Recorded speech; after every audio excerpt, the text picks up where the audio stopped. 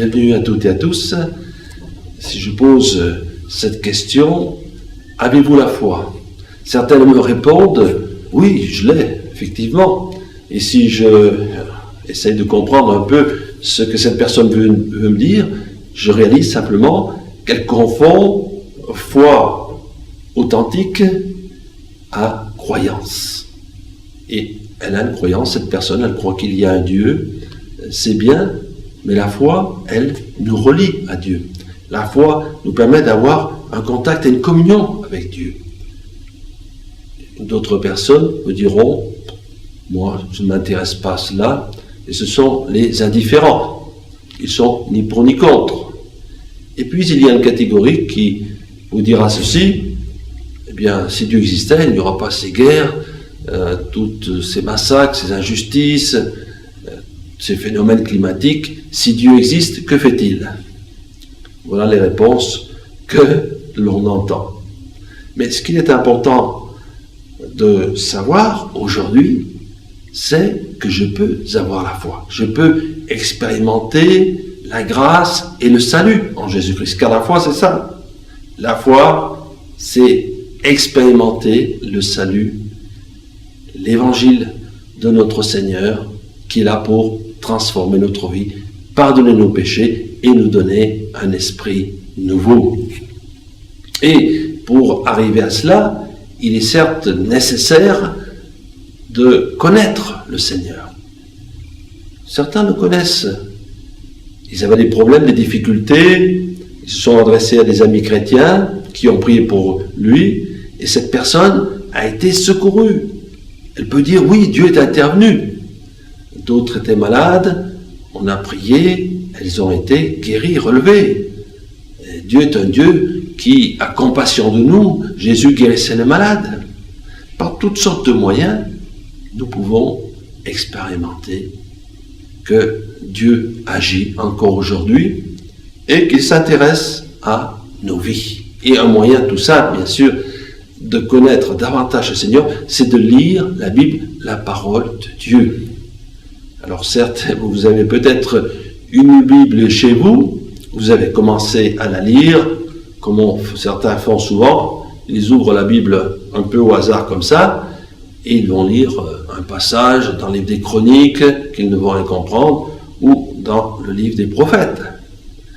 Mais Dieu, dans sa grâce et sa sagesse, nous permet aussi de connaître la parole de Dieu à travers de textes tout simples. Il est bon donc de lire les évangiles. Et là, il y a des versets qui nous aident à connaître Dieu. Comme par exemple ceci. Jésus a dit lui-même dans l'évangile de Jean, « Je suis le chemin, la vérité et la vie, nul ne vient au Père que par moi. » Dans l'évangile de Matthieu, Jésus dit, « Venez à moi, vous tous qui êtes fatigués et chargés, et je vous donnerai du repos. » C'est beau ça aussi. Hein? Et des hommes et des femmes, quelque part dans le monde, avec la Bible, ou simplement quelques pages de la Bible, ont découvert la foi. Et là, il y a ce témoignage de ce vieux paysan en Corée du Sud qui a acheté l'évangile de Matthieu et l'évangile de Marc, et il les a lus attentivement, et petit à petit, la foi est née dans son cœur, et en lisant les textes de l'évangile et l'enseignement de Jésus, il a cru. Et un jour, qu'il est sorti travailler dans les champs, sa maison a pris feu, et ceux qui étaient là dans la maison ont essayé de sauver quelque chose, mais le feu a gagné rapidement, et ils n'ont pu simplement que prendre ces deux livres, ils ne savaient pas ce que c'était, et lorsqu'il est rentré, ce paysan, il s'est rendu compte que sa maison avait entièrement brûlé, et que seulement ces deux évangiles de Matthieu et Marc ont été épargnés. Et ça a suscité quelque chose de profond en lui. Il s'est dit, mais tout a disparu dans cette maison, mais Dieu a permis qu'il me reste les Saintes Écritures, la parole de Dieu. Et ainsi, il a lu encore les évangiles avec beaucoup plus d'attention et de recherche.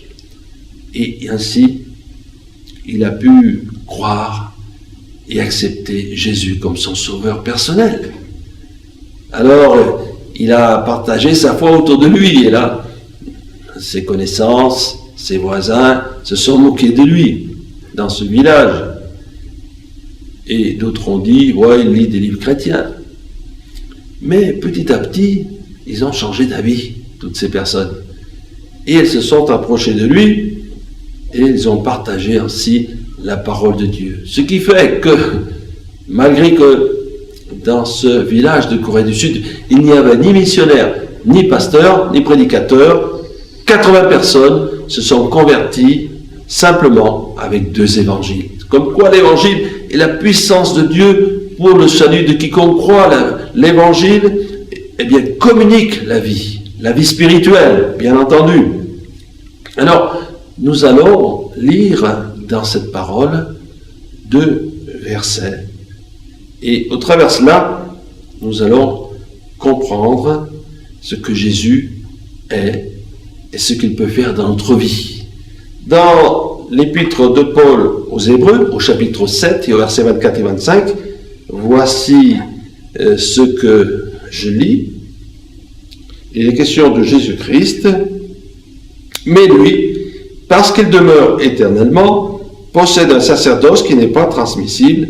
C'est aussi pour cela qu'il peut sauver parfaitement ceux qui s'approchent de Dieu par lui, étant toujours vivant pour intercéder en leur faveur. Gloire à Dieu. Alors, il y a une proclamation de certaines vérités très fortes. Et ces vérités, elles sont là pour éclairer notre cœur et nous faire comprendre qui est le Christ. D'abord, il est dit, mais parce qu'il demeure éternellement. Et ce qui est important, ce qui concerne la foi chrétienne, c'est la mort et la résurrection de Jésus. Jésus est revenu à la vie. Beaucoup de religions ne parlent pas de cela. Elles parlent d'un Jésus, mais on ne sait pas ce qu'il est devenu. Jésus, il est ressuscité d'entre les morts. Après avoir été cloué là sur le mont Golgotha, où Jésus a pris nos péchés et nos infirmités, et Jésus a été conduit dans ce tombeau, et 3 jours après, alors que les femmes voulaient apporter des aromates dans le tombeau qui était ouvert, eh bien elles s'aperçoivent que le tombeau était vide. Et Jésus va leur apparaître ressuscité. Jésus va aussi apparaître à ses disciples. Il va aussi apparaître dans un autre texte et nous dit aux disciples d'Emmaüs, 2 disciples. Et puis, il est dit dans un autre passage de la Bible qu'il est apparu à 500 frères à la fois. Donc, ce n'est pas une petite idée qu'on peut avoir de Jésus, une petite apparition. Non, Jésus a été vu par plus de 500 personnes. Et non seulement cela, mais Jésus, il est resté 40 jours avec ses propres disciples, leur enseignant le royaume des cieux, tout ce qui concerne le royaume des cieux. Et puis il est monté au ciel, c'est l'ascension. Les disciples ont vu Jésus monter au ciel. Impressionnant ça. Imaginez-vous, vous avez un ami proche, il meurt, vous le revoyez 3 jours après, il est vivant, et puis il remonte au ciel, vous le voyez partir au ciel. Et dans un texte de la Bible des Actes des Apôtres, il nous est dit qu'il reviendra de la même manière qu'il est parti. Formidable. Donc Jésus, il est vivant à cette heure-ci. Et pas seulement vivant pour quelques années, mais éternellement. Et ça fortifie ma foi. Parce que si Jésus est vivant, je peux m'adresser à lui. Je peux le prier, c'est ce que nous verrons plus tard. Jésus est vivant et il demeure éternellement. Donc, il a un sacerdoce qui n'est pas transmissible. Certains ont pensé qu'il fallait un remplaçant de Jésus sur la terre, un vicaire ou un autre nom. Non, c'est pas possible. Puisque Jésus est vivant, il n'a pas de remplaçant sur la terre. Il serait mort, il faudrait un remplaçant.